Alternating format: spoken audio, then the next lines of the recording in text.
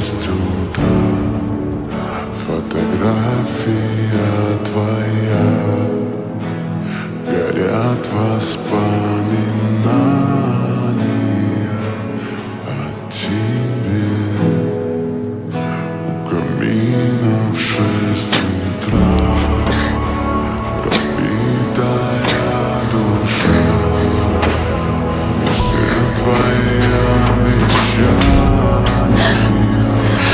İnci! Çıkışı buldum. Artık buradan çıkabiliriz. Hadi gelin. Çabuk ol.